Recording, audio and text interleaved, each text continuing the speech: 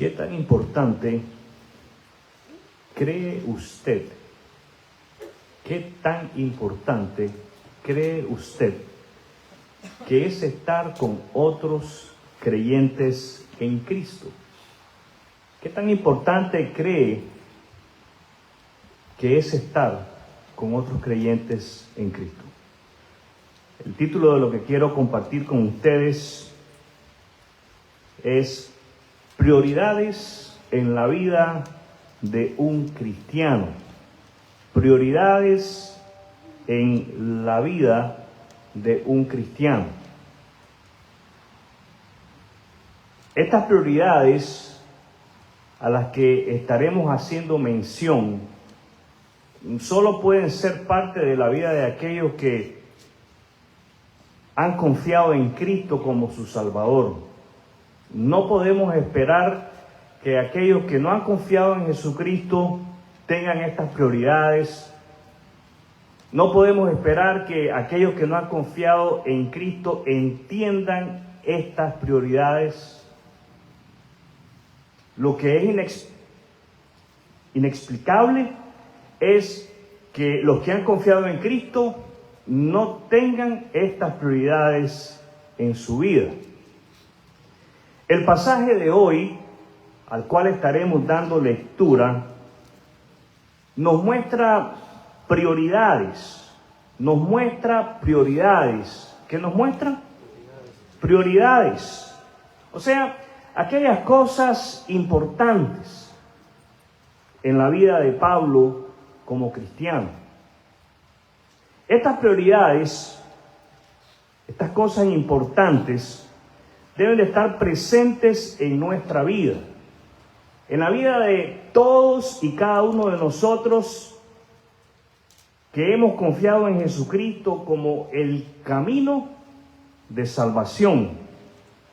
Entonces, las prioridades a las cuales estaremos mencionando en esta noche deben de estar presentes en cada uno de nosotros si es que somos creyentes y seguidores de Cristo. Estas prioridades son como siguen. Primero, alentar a otros a pesar del caos. Alentar a otros a pesar del caos. Suena fácil decirlo. Es difícil hacerlo, pero no es imposible. No es imposible. Número dos, estar acompañado de otros creyentes. Estar acompañado de otros creyentes. Y número tres, hacer de la vida en comunidad, una prioridad. O sea, lo más importante, a no echar de menos la vida en comunidad. Y yo pensaba en lo que se compartía esta mañana y me llama la atención que estemos tratando un tema paralelo a lo que hablábamos esta mañana. Y cuando suceden así los mensajes, no son coincidencias. Es que Dios está hablando al corazón nuestro. Dios está tratando de decirnos algo. Y no lo está haciendo de una manera pasiva. Él lo está haciendo a gritos. ¿De qué manera lo hace? A gritos. Si usted no ha abierto su Biblia, le ruego que la abra en Hechos de los Apóstoles, en el capítulo 20. Hechos de los Apóstoles en el capítulo 20. Y vamos a estar haciendo lectura del verso 1 hasta el verso 12. del verso 1 hasta el 12. Hechos 20. ¿Estamos ahí? Leemos de la palabra de Dios del verso 1 al 3. Cuando se acabó el alboroto, ¿se acuerdan del alboroto de la semana pasada? No fue la semana pasada en las Escrituras. Para nosotros sí, porque ahí fue donde nos detuvimos. Cuando se acabó el alboroto, creo que ustedes tienen una golosina que se llama así, ¿verdad? Se llama alboroto. No es esa. No es que se les había acabado la golosina, ¿eh? No. Cuando se acabó el alboroto, Pablo mandó a llamar a los creyentes y los alentó. Después se despidió y viajó a Macedonia. Mientras estuvo allí, animó a los creyentes en cada pueblo que atravesó. Luego descendió a Grecia, donde se quedó 3 meses. Se preparaba para regresar en barco a Siria, cuando descubrió que unos judíos tramaban una conspiración contra su vida. Entonces decidió regresar por Macedonia.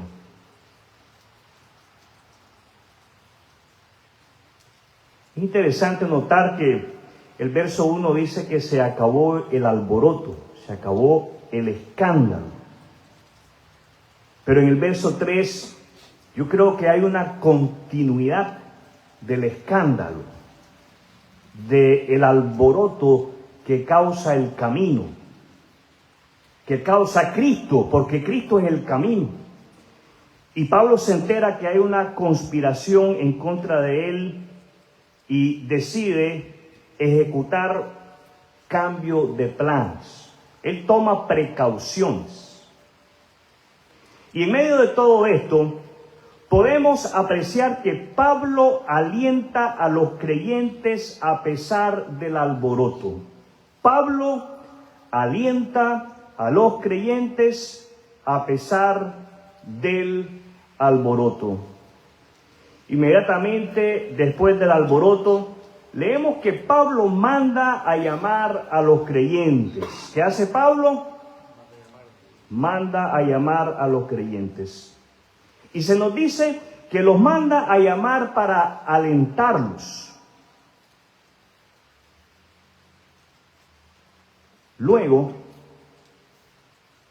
apreciamos que ánimo es lo que Pablo ofrece a los creyentes de Macedonia y de cada pueblo que él visitó. Pablo era un hombre que estaba comprometido con llevar el evangelio a todo lugar. ¿Cuál era el compromiso de Pablo? Llevar el evangelio a todo lugar. Pero hay dos palabras que vemos que definen a Pablo. Y son la palabra aliento y la palabra ánimo. ¿Cuáles son las palabras que definen a Pablo? Aliento y ánimo. Fíjense bien, ahí en el verso 1 los manda a llamar para alentarlos. En el verso 2, mientras él está en Macedonia, anima a los creyentes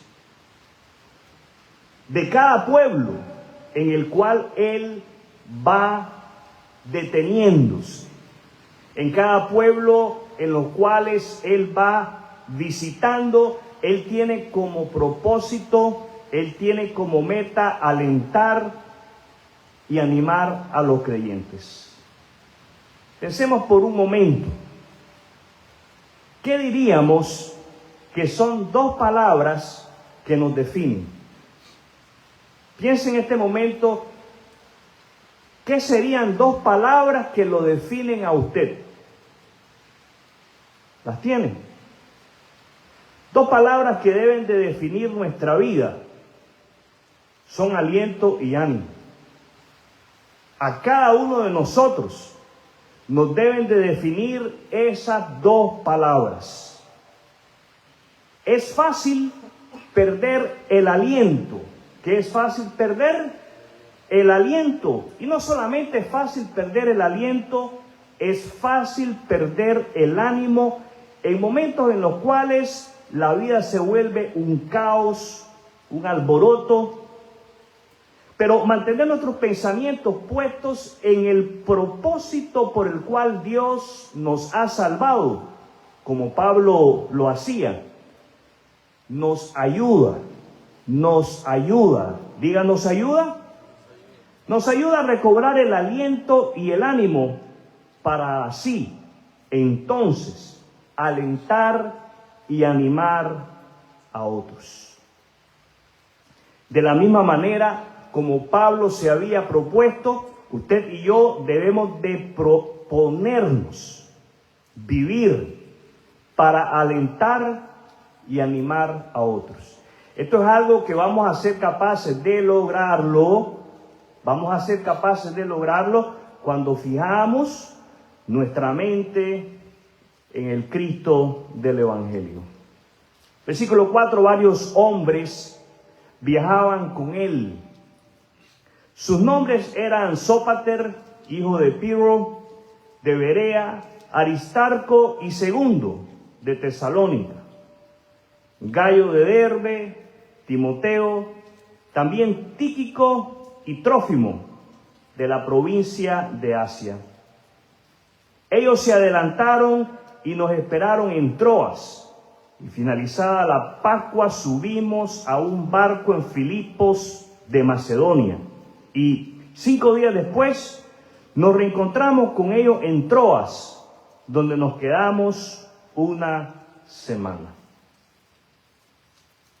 Aquí es importante agarrar un mapa para nosotros podernos ubicar en cada una de estas ciudades que Pablo iba visitando. Y no pensar que estas ciudades eran planetas. No, son lugares aquí en el planeta Tierra. Y es importante que nos orientemos, que nos ubiquemos, para de esa manera agarrarle el sabor a estos viajes que Pablo hacía. Estos viajes, Pablo no los hacía solos, él los hacía acompañado. Pablo sabía la importancia de viajar acompañado. Pablo sabía la importancia de viajar acompañado. Pablo viajaba acompañado de aproximadamente 6 hombres. Esa es la lista que se nos da aquí a nosotros. Pudieron haber sido más. Hombres que no cabe duda, mis amados hermanos y hermanas, alentaban y motivaban a Pablo en su ministerio a través del compromiso que cada uno de ellos tenía con el Cristo del Evangelio. El compromiso de estos hombres era directamente con Cristo. ¿Con quién estaban comprometidos ellos? Con Cristo. Y como resultado, entonces ellos acompañaban a Pablo. Y como resultado, entonces ellos manifestaban su compromiso con la predicación del Evangelio. Debemos notar que el ánimo y el aliento es algo que fluye de las dos partes. Esto quiere decir que es tanto Pablo como los que acompañaban a Pablo, los que se alentaban y se animaban. Hoy pasa igual. Hoy pasa igual. Somos alentados y animados unos a otros a través del compromiso que cada uno de nosotros adquirimos y honramos con un estilo de vida que exalte el nombre de Cristo, dando así a conocer a Jesucristo como nuestro Señor y Salvador. Algo digno de imitar y que no debemos de ignorar de Pablo es la importancia de viajar acompañados en nuestro andar como cristianos y de hacernos rodear por creyentes de hacernos rodear por creyentes con un nivel de mayor compromiso que el nuestro, para así poder, a la hora del embate, del alboroto, alentar y ser alentado, animar y ser animado. Avanzamos más, acompañados de otros hermanos en la fe de Cristo. Versículo 7. El primer día de la semana. El primer día de la semana. ¿Cuántos sabemos cuál es el primer día de la semana? Me temo que erróneamente muchos ubicamos como el primer día de la semana el lunes. Feliz inicio de semana. Muchas veces leemos en las redes sociales refiriéndose al lunes. Cuando la semana, mis amados hermanos y hermanas, da comienzo el día domingo. El día domingo no es el último día de la semana. El día domingo es el primer día de la semana. El domingo es la primicia de la semana. ¿Qué es el domingo? La primicia de la semana, lo primero de la semana. El domingo no es las sobras de la semana. Hoy, mis amados hermanos, ustedes han elegido a lo largo de este día diezmar de su tiempo a Dios. Y le han dado a Él las primicias de la semana. Le han dedicado el primer día de la semana para honrarlo a Él. El primer día de la semana leemos en el versículo 7. Nos reunimos con los creyentes locales para participar de la cena del Señor. Pablo les estaba predicando y como iba a viajar al día siguiente, siguió hablando hasta la medianoche. No se nos dice a qué horas ellos comenzaron su reunión, pero se hace mención de que era ya la medianoche y nuestro hermano Pablo seguía hablando. El cuarto de la planta alta donde nos reuníamos estaba iluminado con muchas lámparas que titilaban. Como Pablo hablaba y hablaba, a un joven llamado Caín, quiero decir Éutico, que estaba sentado en el borde de la ventana, no estás en el borde de la ventana, ¿verdad? Le dio mucho sueño. Finalmente se quedó profundamente dormido y se cayó desde el tercer piso y murió. Pablo bajó, se inclinó sobre él y lo tomó en sus brazos. No se preocupen, les dijo, está vivo. Entonces todos regresaron al cuarto de arriba, participaron de la cena del Señor y comieron juntos. Pablo siguió hablándoles hasta el amanecer y luego se fue. Aquello fue una vigilia. Mientras tanto, llevaron al joven a su casa vivo y sano, y todos sintieron un gran alivio. Pablo se reúne con los creyentes locales. Esto para él era una prioridad. Lo que queremos decir con esto es que para Pablo reunirse era algo importante. Para Pablo reunirse era algo importante. Para Pablo congregarse, reunirse con otros creyentes es importante. Vemos algunos aspectos importantes de esta reunión. El primer aspecto de importancia es que se reunían el primer día de la semana. Esto es el domingo. Esta reunión no es un incidente aislado. Sabemos por las Escrituras que la iglesia tenía por costumbre reunirse los domingos. En segundo lugar, En segundo lugar, tenemos el siguiente aspecto importante de esta reunión. El motivo de la reunión es para participar de la cena del Señor. Participar de la cena del Señor. Esto es algo que se hace presencialmente. Es necesario, mis amados hermanos, estar presentes para poder participar de la cena del Señor. El tercer aspecto importante de esta reunión es que se reúnen para escuchar la palabra de Dios. Se reúnen para escuchar la palabra de Dios. Cuando leemos que Pablo hablaba y hablaba, no podemos tomarlo de una forma despectiva. Al contrario, tenemos que recibirlo de buena manera, sabiendo que lo que Pablo decía era palabra de Dios y brotaba, fluía de las Sagradas Escrituras. Todo esto nos debe de llevar a concluir que para Pablo congregarse era una prioridad. Todo esto nos debe de llevar a concluir que para Pablo congregarse era importante. Creo que Pablo y otros modelan para nosotros la importancia de consagrar el domingo para las actividades del Señor.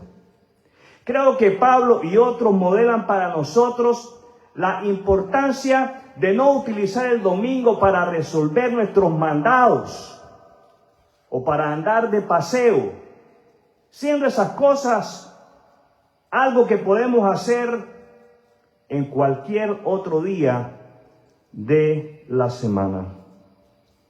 Como para Pablo y para muchos otros creyentes, congregarse era importante por todo lo que esto implica para cada uno de nosotros. Debe de ser importante ser consistentes en nuestro compromiso a permanecer juntos y experimentar la vida en comunidad. Entonces, ¿qué tan importante crees que es estar con otros creyentes en Cristo? ¿Qué tan importante crees que es estar con otros creyentes en Cristo? Estar con otros creyentes debe de ser nuestra prioridad, porque es así como, primero, alentamos a otros y somos alentados. Estar con otros creyentes debe de ser nuestra prioridad, o sea, lo más importante, porque es así como, en segundo lugar, avanzamos juntos en la obra del Señor. Y en tercer lugar, ¿por qué es tan importante estar con otros creyentes? Porque es de esa manera como participamos en la cena del Señor y escuchamos palabra de Dios. Quiero invitarle en este momento, mi amado hermano y hermana, a que cierre sus ojos. Vamos a tener un momento de oración.